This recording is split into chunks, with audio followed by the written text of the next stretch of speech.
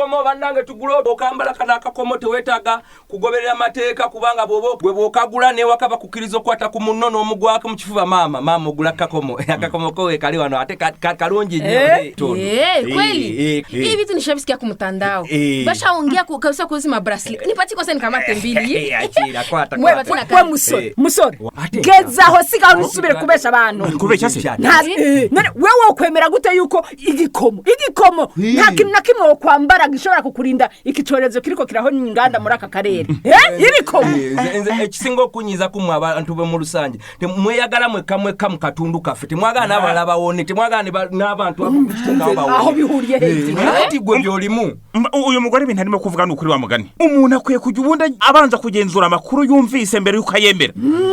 urandebera hano reba hano urabona rino tangazo iri tangazo ni iry'abayobozi bavuga ko bagomba kwirinda ibi bintu by'ibikomo inkuru ziri gukwirakwira zivuga ko ari ibikomo ngo bivuri indwara ngo bikanayirinda taguye abantu ubwo muri aka karere unakaribia kweli hausikia ni mwizi kama